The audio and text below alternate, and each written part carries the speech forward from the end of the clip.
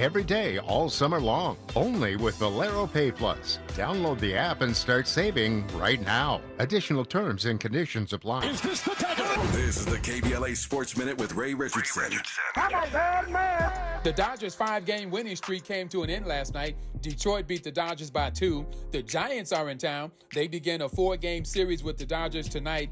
Important series for the Giants. They're 17.5 games behind the Dodgers, but still can make the playoffs. The Giants are battling for a wild card spot. First pitch tonight is 7:10. The Rams traded running back Cam Akers to the Minnesota Vikings. In return, the Rams get a 6th-round pick from the Vikings in 2026. The Rams have been trying to unload Akers for more than a year. If you need some football tonight, the NFL has a Thursday night game for you. The New York Giants at San Francisco. The 49ers are one of 8 undefeated teams in the NFL heading into Week 3.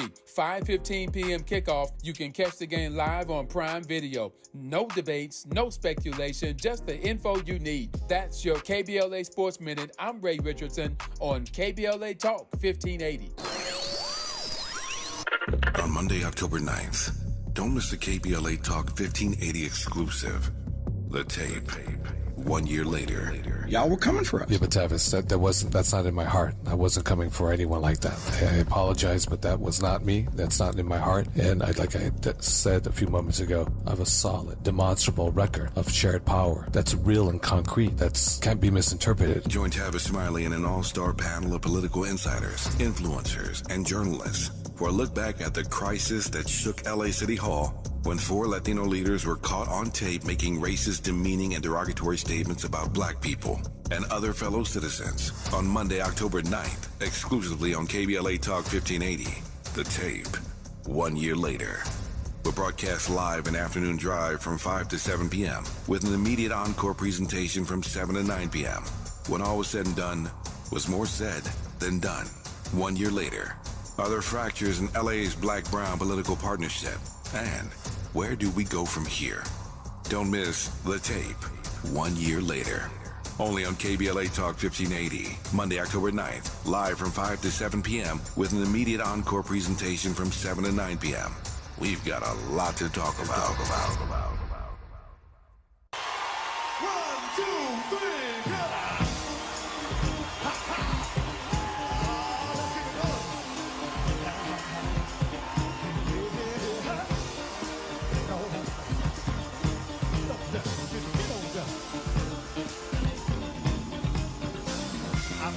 Try to keep it coming.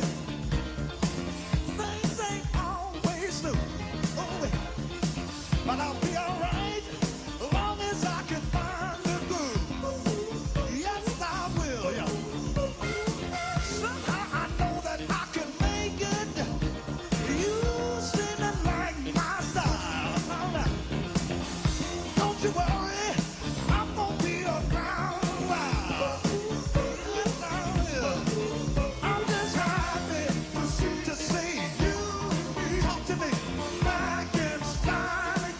Live from historic Leimert Park in Los Angeles, California, I'm Tavis Smiley, and I'm so glad to see you and me back in stride again.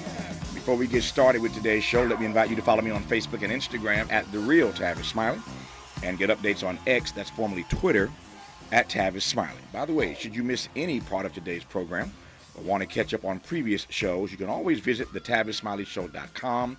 That's the TavisSmileyShow.com or wherever you get your podcast, and listen to the Tavis Smiley podcast at your leisure. Another great show on tap for you today. In our second hour, what does it mean to really see the world around you? I mean, to bear witness.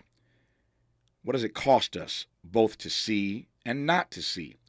A conversation in hour 2 about the complex terrain of perception, moral responsibility, and human connection with award-winning author Jamel Brinkley. I look forward to that conversation. I know it's going to be rich and deep in hour 2. In our third hour, the bad girl of comedy, Lunel, joins us live in studio. I'm laughing already. Live in studio for a career conversation and to discuss her new Netflix comedy special, executive produced by some guy named Dave Chappelle. Strap yourselves in for an hour with Lunel, the bad girl of comedy, in hour 3. But in this first hour today, should an equal, high-quality education be enshrined as a constitutional right for every American? For those who followed my work, I've been talking about this for years, whether or not and why, in fact, we do not have an equal, high-quality educational right enshrined in the Constitution for every single American child. I'm pleased to be joined now by Columbia Law Professor James S. Liebman, one of the key architects behind a proposed initiative that seeks to do just that first here in the state of California.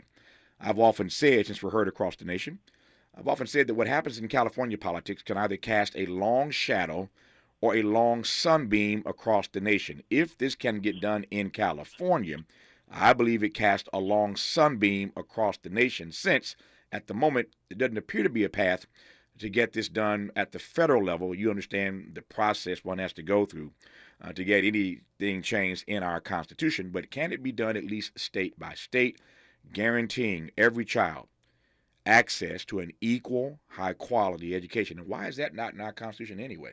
Think of all the rights that we have. Why have we not heretofore gotten around to guaranteeing every child of this country access to an equal, high-quality education?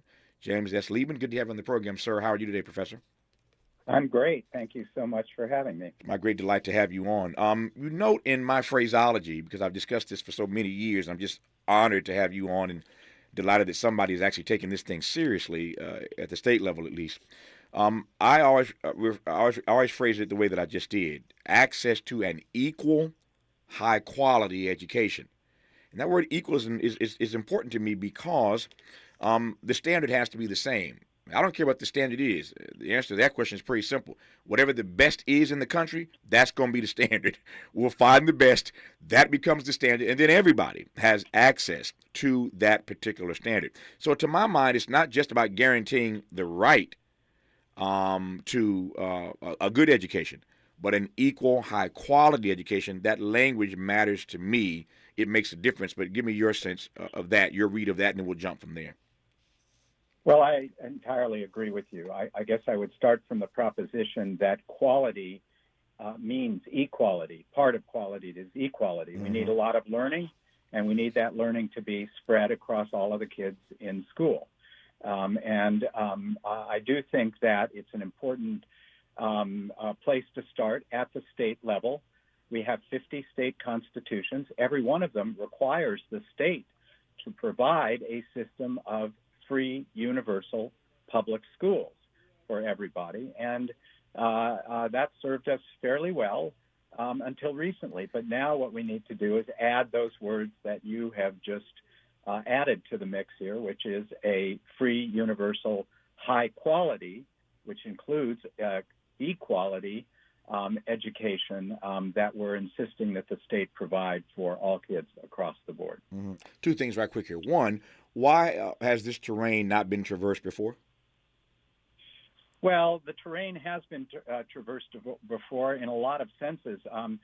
We started having these education provisions in the United States constitutions, the 50 state constitutions, way back in the 19th century. And there were a number of states at that point that required all schools in their states to be provided as thorough and efficient. Those are words that mean something different to us today than they meant then. But what they meant then was high quality education for all students. Mm-hmm. So that's one thing that I think is really important. The other problem is that it used to be that what the schools needed to do was basically to prepare all kids for at least a factory job, that kind of a job.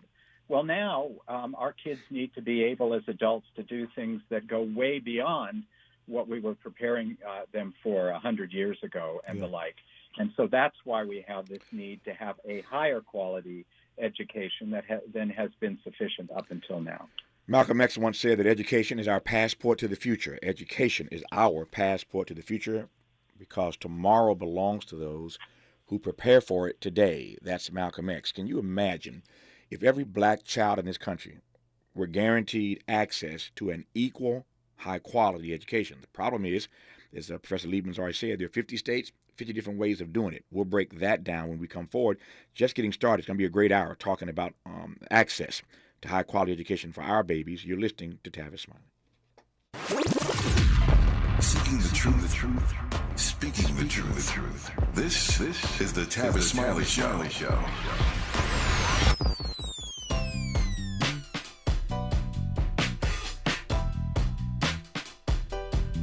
Escalade IQ.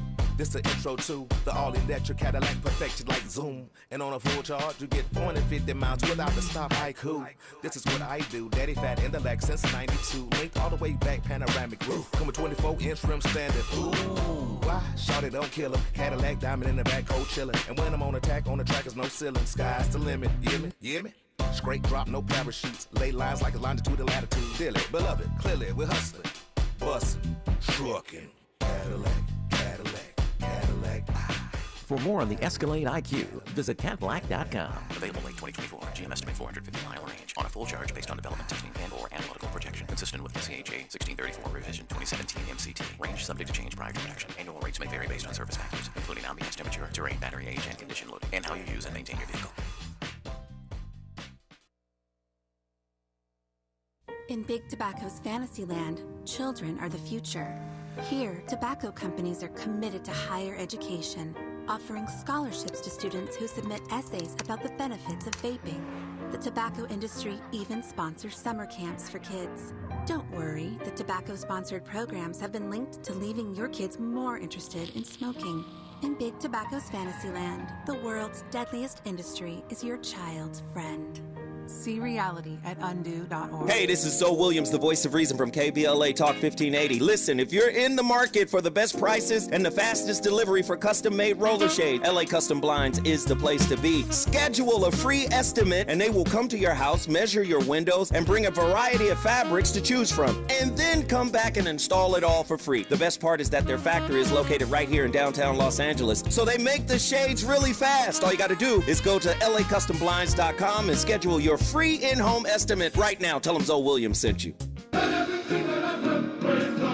Extended Family Outreach Ministry presents Praise Fest 2023, Worthy to be Praised Conference and Concert, September 23rd, 10 a.m. to 6 p.m. at the Redondo Beach Performing Arts Center. Morning worship, keynote address, and conference featuring women in creative arts ministry and leadership sharing our stories, His glory, giving all praise, honor, thanksgiving, and glory to God. Don't miss the afternoon Stand Up and Sing Praises concert with the Katinas, gospel singer Babby Mason, Three Daughters, and Kevin Click. That's Praise Fest 2023, Worthy to be Praised Conference and Concert, September 23rd, Redondo Beach Performing Arts Center. For more information and tickets, go to PraiseFest 2023 at Eventbrite.com. Plus, for the next 48 hours, use promo code KBLA48 to get your tickets free. You do not want to miss this day of praise. That's PraiseFest 2023 at Eventbrite.com.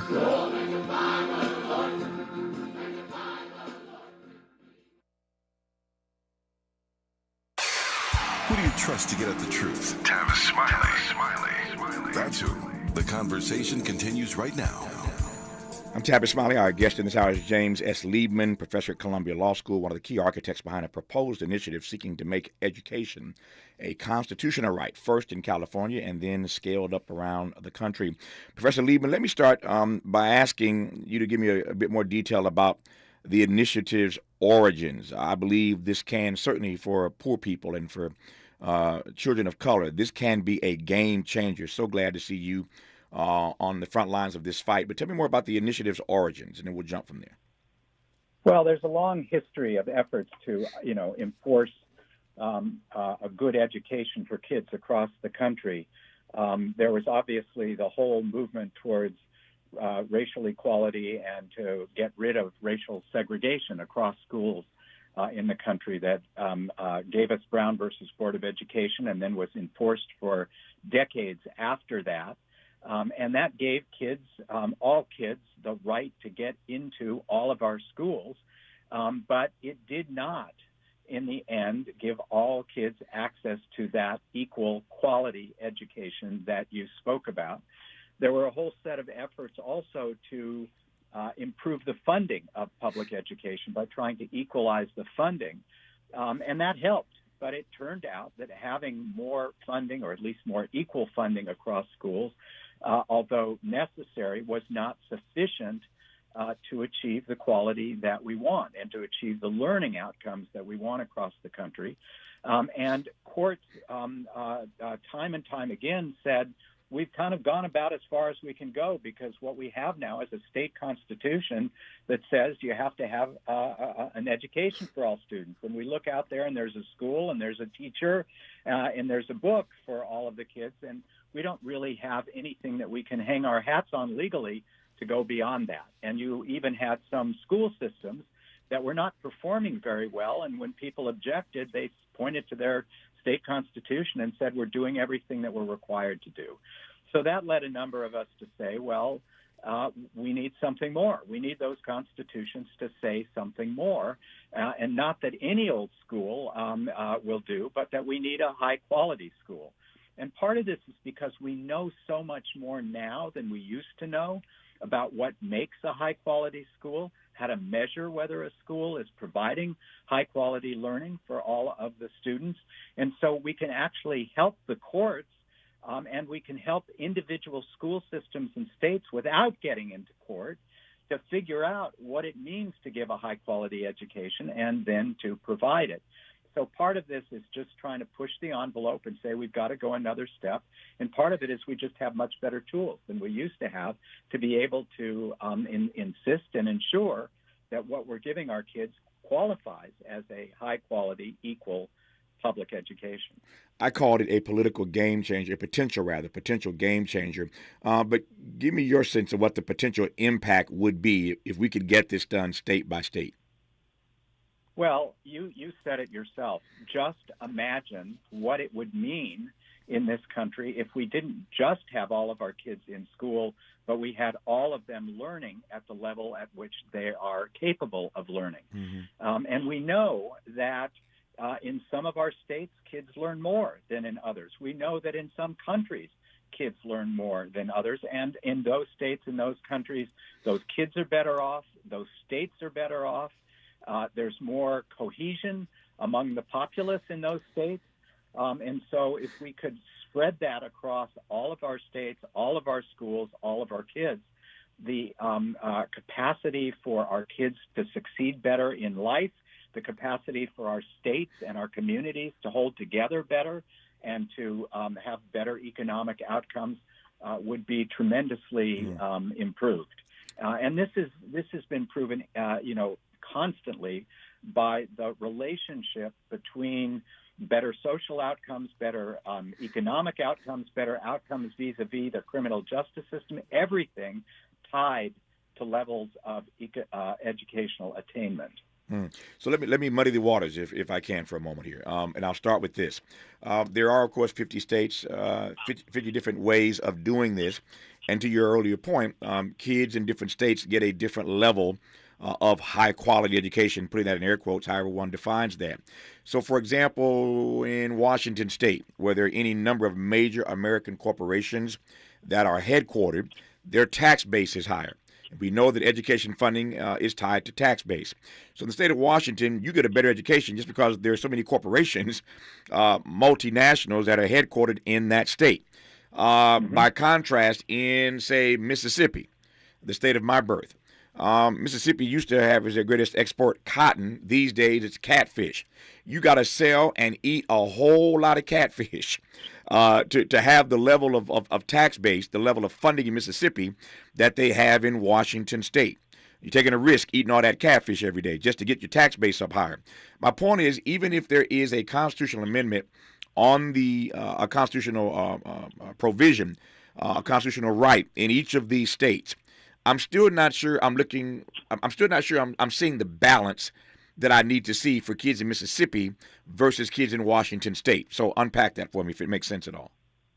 Well, I'm so glad that you brought up Mississippi because Mississippi for years and years, for decades, was the bottom state or two. I'm from New Mexico. It was another state that was constantly 49th or 50th in learning attainment, however you measured it. Mm-hmm.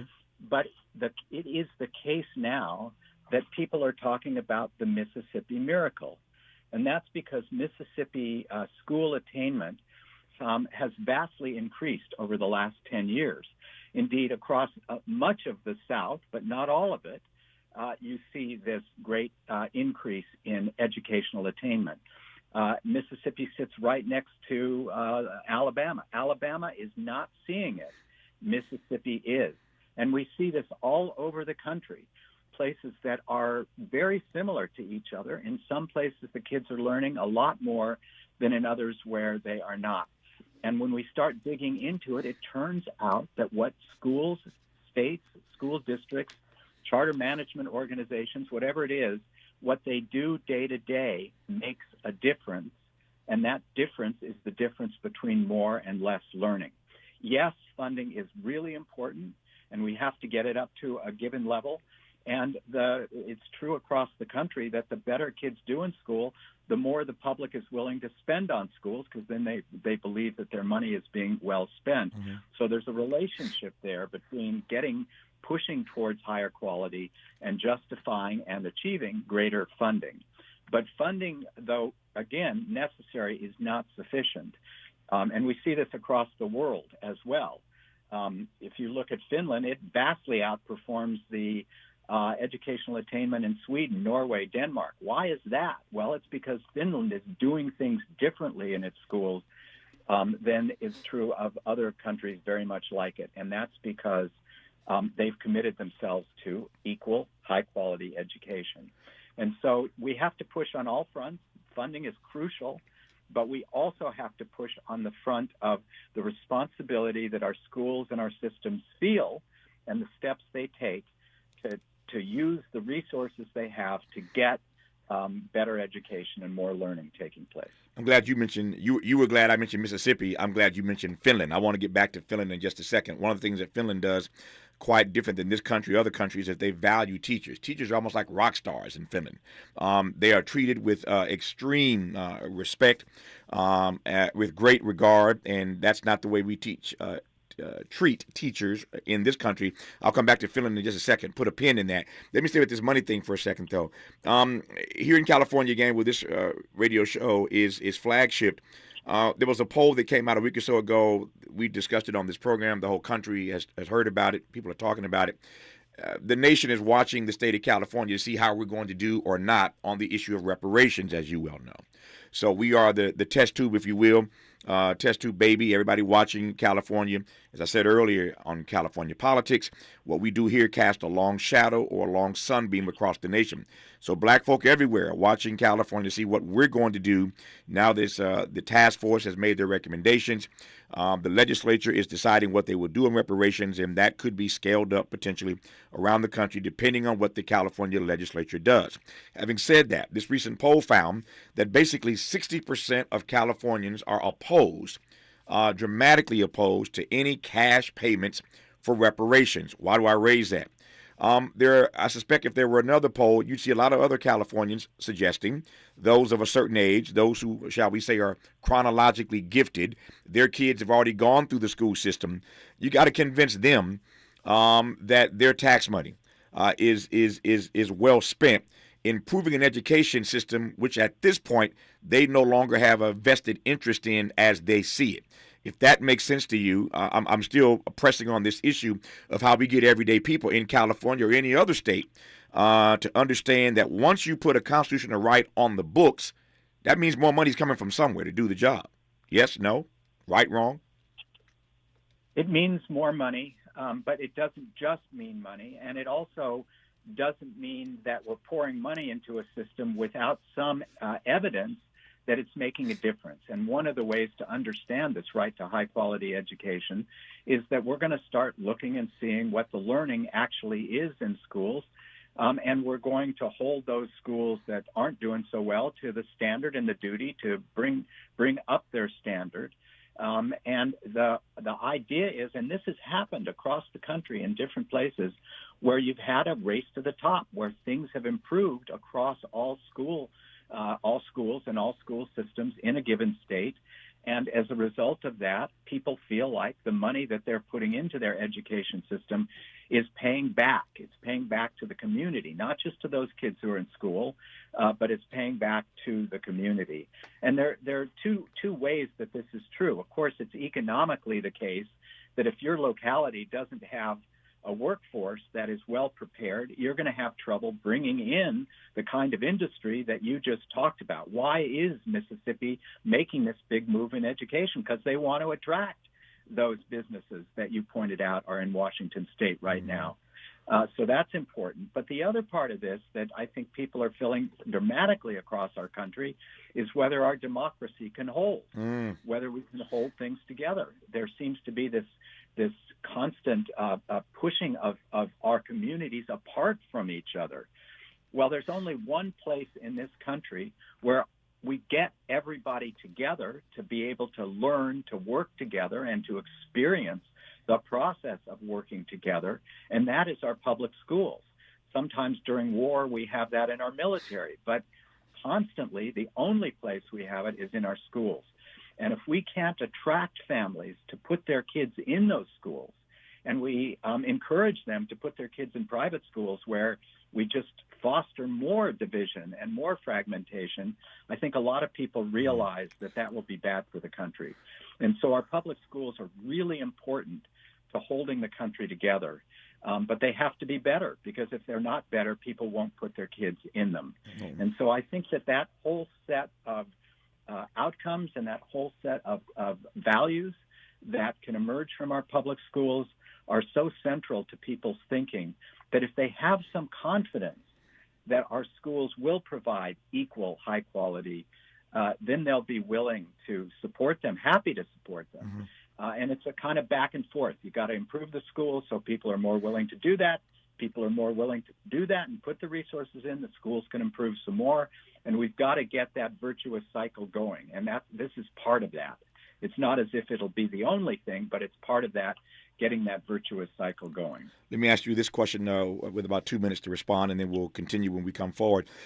Since you mentioned privatization, and by the way, you just said a mouthful. There are a number of things I want to interrogate there when we come forward. But let me just ask you point blank, what will be the impact on this penchant for privatization that we have in everything, but we're talking now about education? What happens to the issue, the notion of privatization, if we guarantee every child in this country access to an equal, high-quality education? Yeah, well, I share your view, which I think you're saying that this privatization is an extremely dangerous force in our country, because it would just pull us apart in so many ways that we're already being pulled apart, and that our schools in the past have always provided a bulwark against.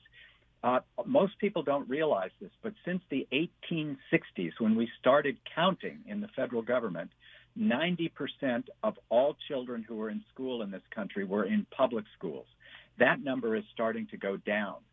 And if it goes down too much, we're going to have a real dangerous situation of everybody being pulled apart. But we give families, and rightly so, the ability to choose in this country where they want to put their kids. If they don't want them in public school, they don't have to. So our public schools have to get better to convince families to keep their kids in public schools the way they've always done. And that's why the quality of our public schools matters. And I think a lot of this is because of the pandemic. People actually watched their kids getting educated on their kids' computers at home. And many families, especially black families, were not happy about what they saw and started thinking about alternatives. We've got to get our schools up to a higher quality so families, including our black families in particular, are confident that that's the place where their kids should be. A lot more to talk about in this hour as we continue this conversation about a constitutional right, guaranteeing every child in this nation access to an equal, high-quality education. We'll get back to this notion of how they treat teachers in Finland and how we treat teachers here. We'll get back to the argument that many blame the teachers union for the state of teachers unions across the country for the state of our education. We'll talk about, as George Bush once put it, the soft bigotry of low expectations. And we'll talk about whether or not this democracy can, in fact, hold if we don't fix what's wrong with our education system. You're listening to James S. Liebman out of Columbia Law right now on Tavis Smiley. Hope, agency, dignity. This is Tavis Smiley. Can you dig it? Come on! If you're like me, 60 and retired, making ends meet, especially here at the supermarket and drugstore, is tough. I'm so blessed to have found benefitscheckup.org. It's a free and confidential website from the National Council on Aging that connected me to $1,200 a year in programs that help pay for food, medicine, utilities, and more. Maybe it can help you. benefitscheckup.org. My daughter was diagnosed with a rare malignant rhabdoid tumor on the spine. They sent her straight to St. Jude. My hope was gone. But when you get there, everyone's like, hey, we're not going to give up. And when you see other people not giving up on your child, that makes all the difference in the world. When I found out I didn't have to pay, I was just grateful. They saved my baby's life. Finding cures, saving children. Learn more at stjude.org.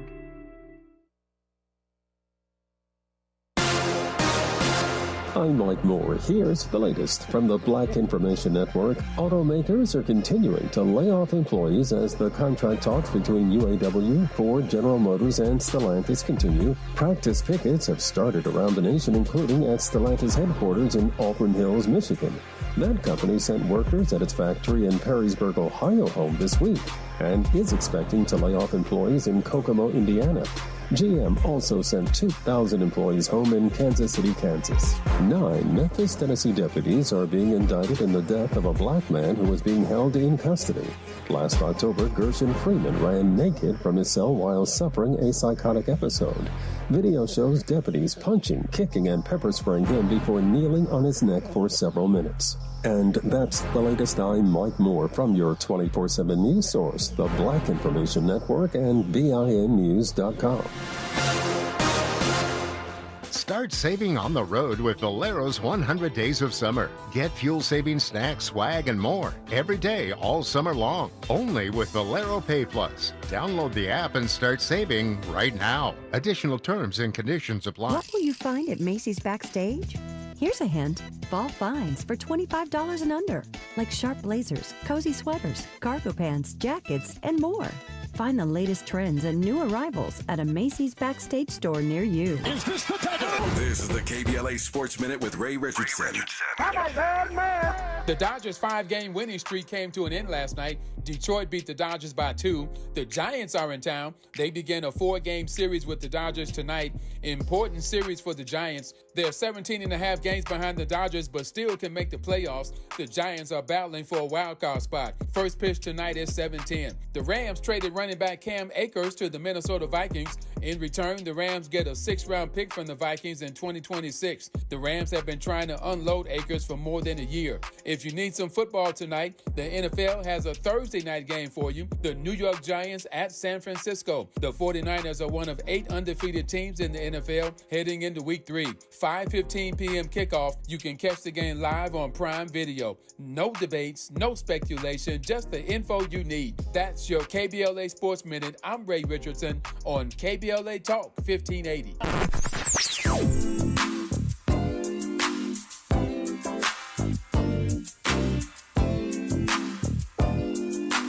This is KBLA Talk 1580. Talk radio. That's music to your ears. We're unapologetically progressive. KBLA Talk 1580. Extreme heat can make you very sick and can be deadly.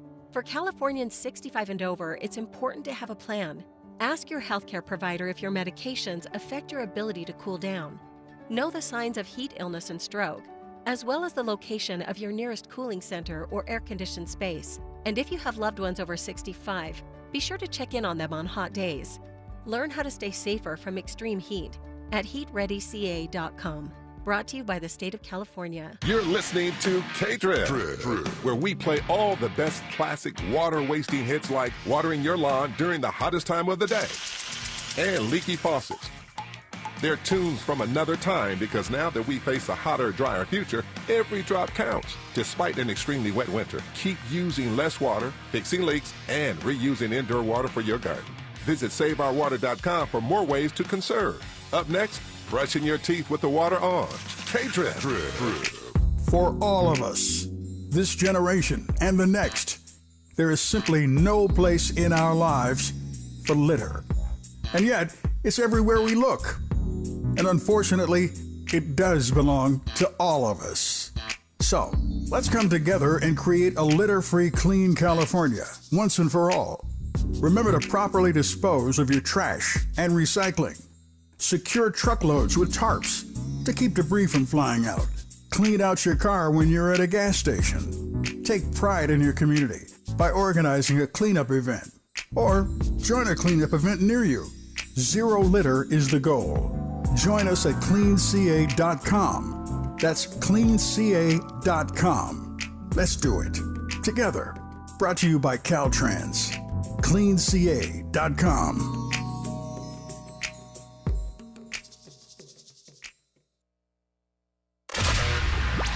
Smart talk for curious people just like you. You're listening to Tavis Smiley. You're listening to Tavis Smiley in dialogue with James S. Liebman, professor at Columbia Law School and one of the architects behind this innovative initiative to make education a constitutional right, first in California, hopefully, and then we'll scale it up across the nation. I've been discussing this issue for years. And why we can't do this at the federal level. Of course, the federal level is a bit more challenging because there's a great deal that goes into changing the Constitution. Professor Liebman, for those who don't recall what it takes to change the Constitution, since you teach this stuff every day, just give us a quick refresher course on why it might be easier to go the state route than the federal route. Well, the state route, first of all, education has always been considered to be a state endeavor. The states have always had provisions in their constitutions about education. And so one of the arguments about why not to do it at the federal level is that it's an obligation of the states. But if you try to do it at the federal level, you have to get 3/4 of the states already. The states have to support the changing of the federal constitution to get then the federal government to go ahead and make that change. So the way it works is Congress may come up with a proposal for a federal constitutional amendment, but then the states each have to, most of the states have to come along and approve that creation of the right. So in effect, you've got to get the states to do it anyway.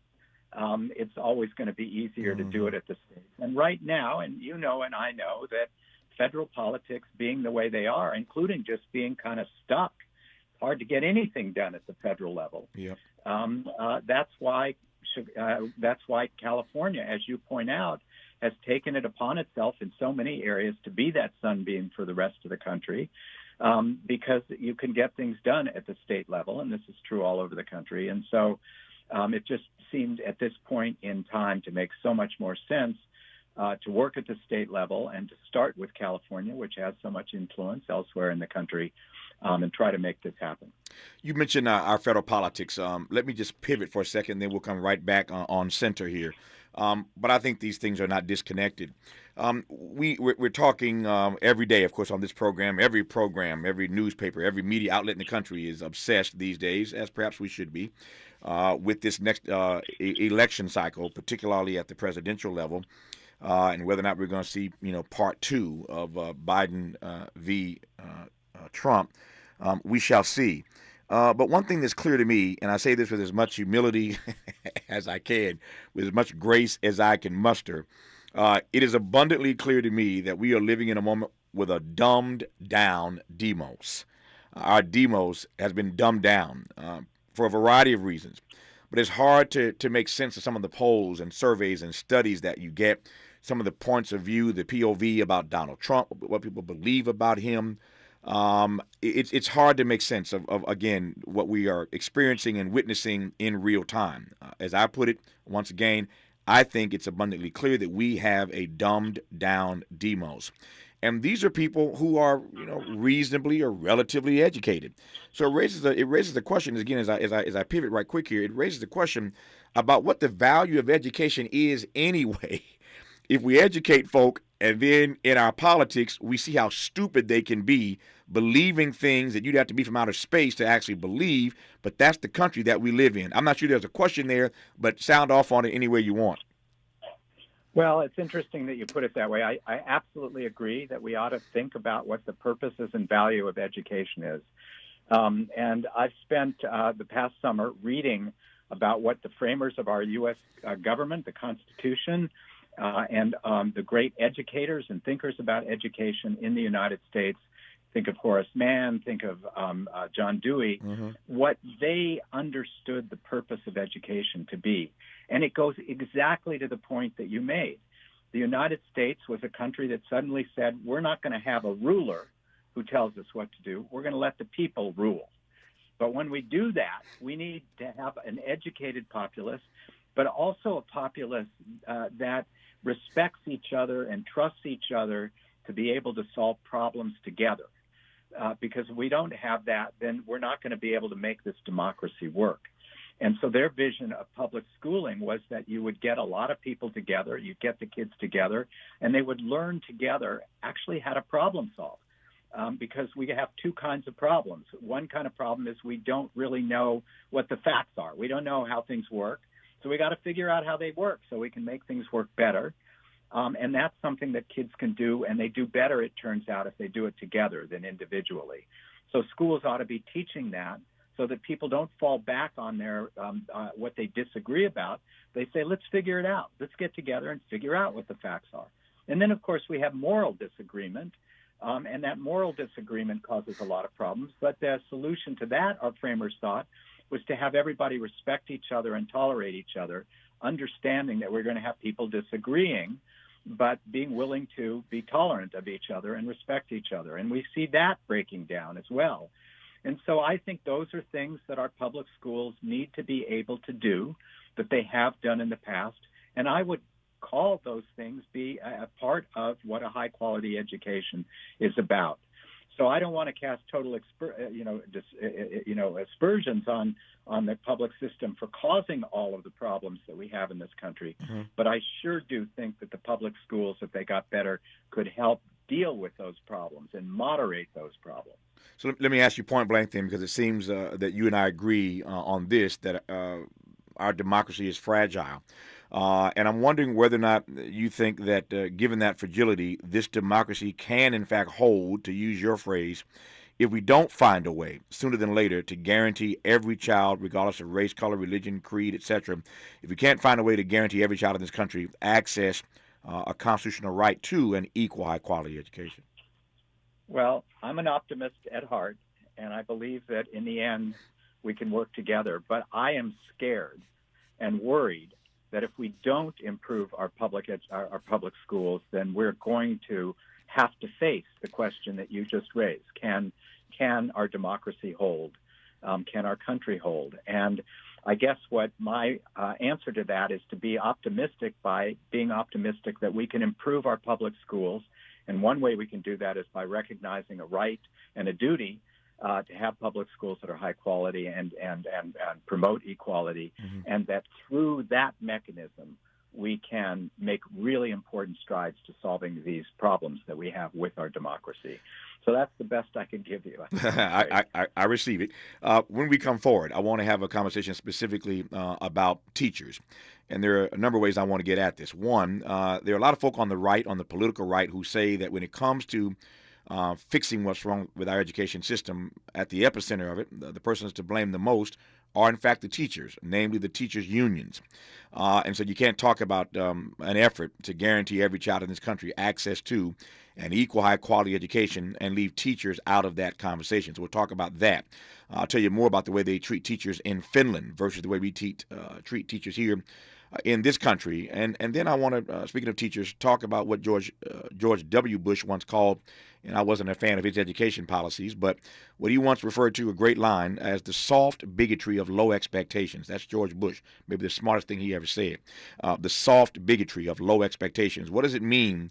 What would it mean to guarantee every child in this country access to an equal high-quality education if in the classroom there are still instructors who are engaged in the soft bigotry of low expectations for certain students of color in those classrooms? I digress for now. We'll continue when we come forward on Tavis Smiley.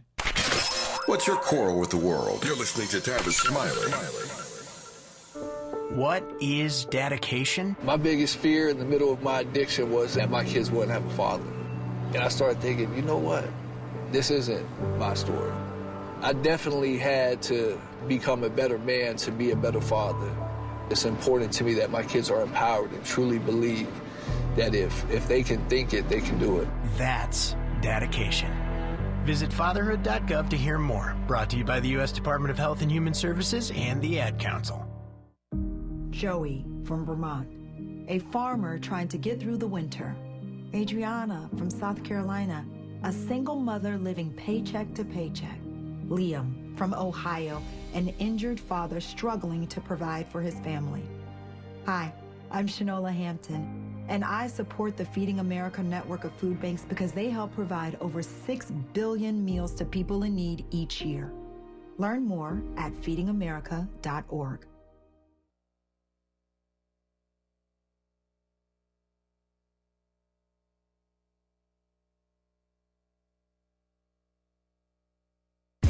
JP Morgan Chase is building on the investments in California and around the country to help close the racial wealth gap and build a more equitable future.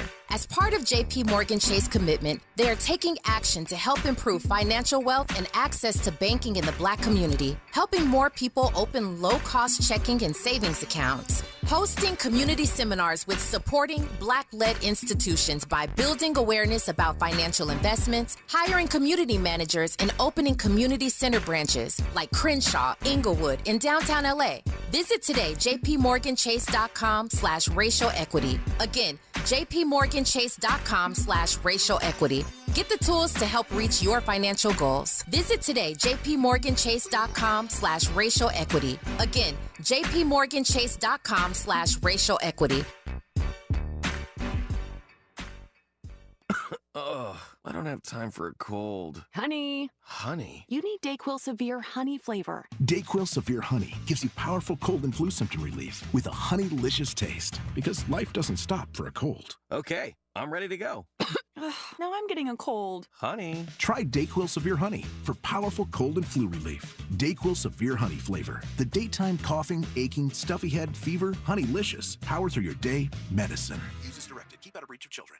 Do you have heart failure and often hear, "Those stomach issues ruined your birthday"? "You're too tired to play catch, Grandpa." Sweetie, you haven't touched your tools since the carpal tunnel syndrome diagnosis. If these seemingly unrelated symptoms sound familiar, talk to your cardiologist. Ask about transthyretin amyloid cardiomyopathy, or ATTR-CM, a rare and underdiagnosed disease that gets worse over time. Learn more at connecttoyourheart.com. That's connecttoyourheart.com. Sponsored by Pfizer.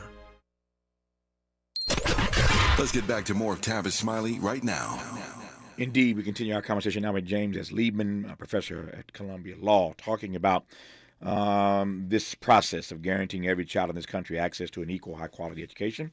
There's an initiative that we hope will take hold here in the state of California first, and if we can succeed here in this state, the song says if you can make it there, you can make it anywhere. Of course, there in that song is referring to New York City. But if we can make it work in California, perhaps it can make sense across the rest of the nation, and that's what Professor Liebman and others are attempting to do with the Constitution here in the state of California. We shall see if it can be scaled up. Let me start with this, Professor Liebman, this notion of teachers. And so, you raised the issue earlier. I just wanted to put a finer point on it. In Finland, you offered an example about Finland in this dialogue. In Finland, they teachers are treated very differently than we treat them here in this country. Yes? That is true. It's also true, however, that the other Nordic countries treat their teachers well as Finland does. So that's necessary too, but it's not enough. And that's why I think Finland is so important, an example, because what Finland does that's different is, and it really goes back to your point about the soft bigotry of low expectations. What Finland does, Finland outperforms the rest of the world in education. Why? Because their bottom third of students perform better than the bottom third of students elsewhere in the country. They learn more than elsewhere in the world. And the reason is because they take it upon themselves to dedicate themselves to the proposition that every one of those kids can learn. And we are going to, if the kids aren't learning, That's our fault, not the kids' fault, and we're going to find out why.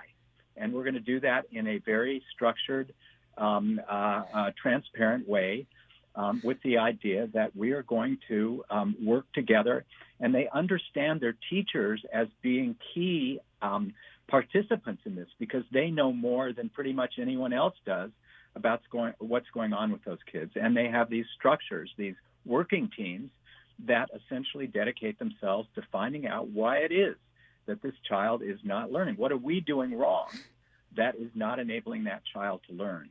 And so it's the combination of trusting your teachers, believing in your teachers, knowing that the knowledge that you need resides with your teachers, and giving them structures in which they are obliged and want to, and have the structures to work together to figure out how to get better with each kid along the way.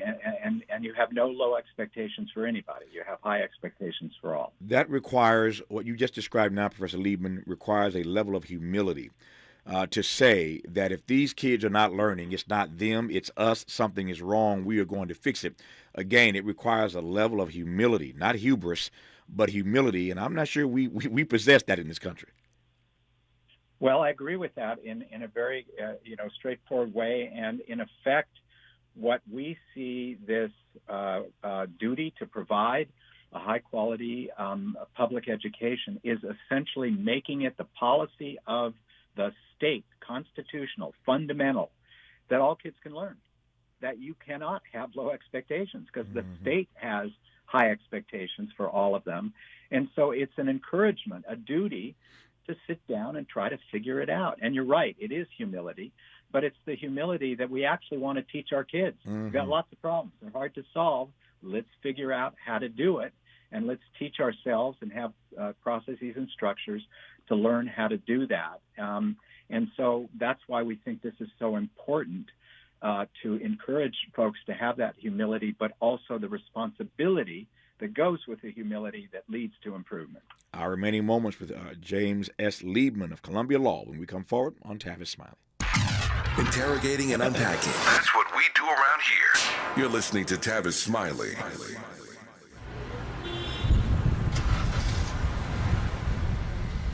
What's up, party people? It's your favorite MC's favorite rapper, MC Light here. And we're celebrating 50 years of hip-hop, authentically powered by Cadillac. And we're going to take it way back to where it started. It was only fitting that hip-hop began with teenagers at a back-to-school jam in the rec room of a South Bronx apartment complex by an 18-year-old brother. By the way, I'm also sure he had a Cadillac parked outside. He noticed the energy on the dance floor when he switched between two turntables, extending the beats, repeating the breaks, and never losing the rhythms. And that was the birth of hip-hop. And from that moment, it took off. For more on how Cadillac is celebrating hip-hop's 50th, visit Cadillac.com/audacity. Some people won't give you the real talk on drugs, but it's time we know the facts. Fentanyl is killing people. It's a powerful opioid, often made illegally and commonly mixed with illicit drugs. It can even be pressed into counterfeit pills that resemble prescription medications. Just 2 milligrams, about the size of a few grains of sand, can potentially be lethal. This isn't an ad to scare you, but it is an ad to make you think twice. Get the facts. Go to realdealonfentanyl.com. This message is brought to you by the Ad Council. We boldly go where no man has gone before. Boldly taking talk radio where it has never gone before. New vistas, new voices, new views, new visions, new victories. We're KBLA Talk 1580, and we're taking public media black.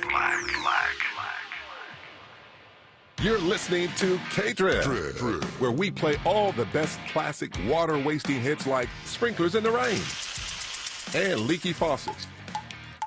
They're tunes from another time because now that we face a hotter, drier future, every drop counts. Despite an extremely wet winter, keep using less water, fixing leaks, and reusing indoor water for your garden. Visit SaveOurWater.com for more ways to conserve. Up next, brushing your teeth with the water on. K-Trip. Extreme heat increases your risk of heat illness and death. Warning signs of heat exhaustion include muscle cramps, headache, and nausea. Signs of heat stroke include a fever of 103 or higher, confusion, and loss of consciousness.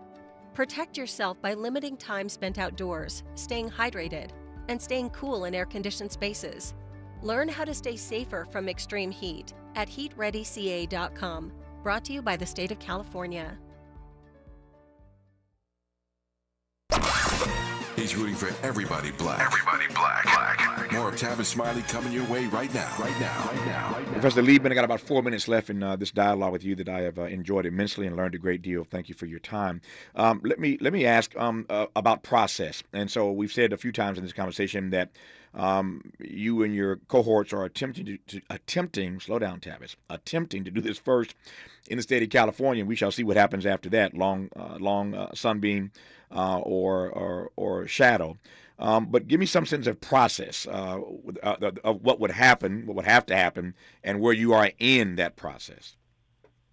So what needs to happen, first of all, is for signatures to be collected across California to get enough signatures to justify putting on the ballot in November, a year from now, the referendum proposal to create this duty on the part of all the state and districts in the state to provide high-quality schools. There then would be a vote, and if a majority of people, voters in California vote for it, then it would become part of the California Constitution. And what's, I think, really important about this is stated as a duty on the part of the state and the school districts and all other school actors, charter schools, et cetera, in the state to provide this high-quality education. And so the idea is we're not going to wait for people to have to sue. This is a duty that every one of those districts, state officials, charter school officials, et cetera, have from the minute that gets adopted to start working to determine whether they are providing a high-quality education, and if not, to do so. And so the whole idea of the way this is drafted is to make it sort of self-executing. The minute it's adopted, everybody in the state who's providing, public schooling has the obligation to ask the question whether it's high quality, and if not, to do something to improve that. Mm-hmm. Because I live in the state of California, I understand quite well, as we all do, how this ballot proposition process works. And the minute anything gets qualified for the ballot, you're going to have a whole bunch of folks fighting you, and then we're going to be stuck watching TV commercials every 30 seconds from one side and the other side making their point to California voters. So who do you expect to fight you on this ballot initiative? Well, we're hoping that there won't be huge organized opposition to it, because the idea of a high-quality public school for everybody is so common sense that people won't oppose it.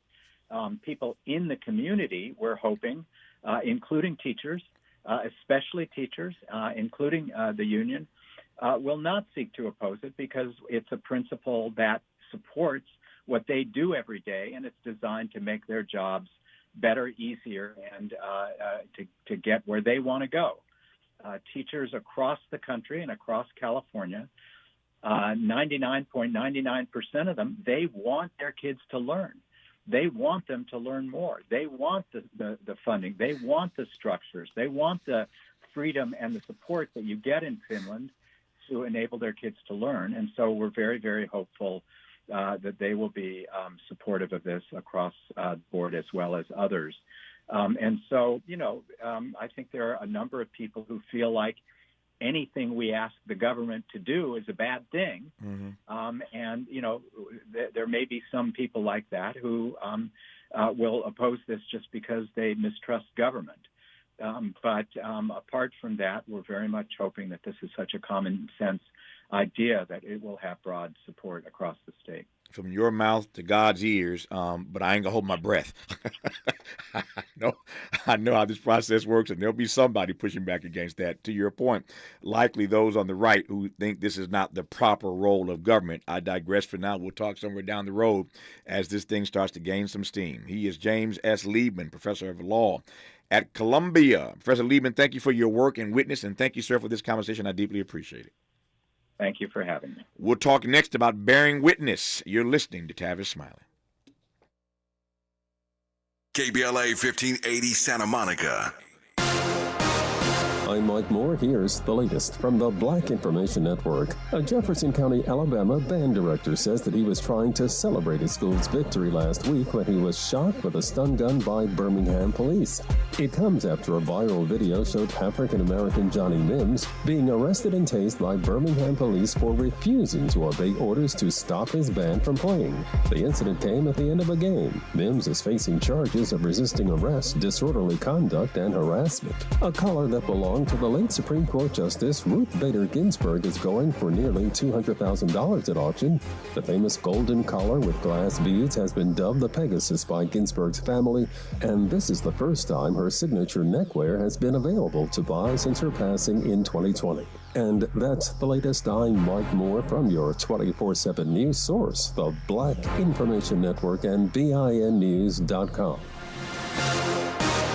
Long playing trouble in the Sepulveda Pass, still slowing our drive. This is a wreck from early this morning, 405 south at Mulholland Skirball. A crash with two of the right lanes blocked. We're seeing that busy drive as far back as Nordhoff. This is an ongoing investigation here. Carson, it's a collision on the 405 south at Wilmington. The carpool lane blocked, the left lane blocked. Has you tapping the brakes from at least the 110 freeway. Looks like on that 60 west at Indiana, this is East LA. Stalled vehicle in a center lane. We're busy from the 710. And on that 60 west, approaching the 710, you got a broken down vehicle onto the transition here. Start saving on the road with Valero's 100 Days of Summer. Get fuel-saving snacks, swag, and more every day all summer long. Only with Valero Pay Plus. Download the app and start saving right now. Additional terms and conditions apply. This is the KBLA Sports Minute with Ray Richardson. I'm a bad man.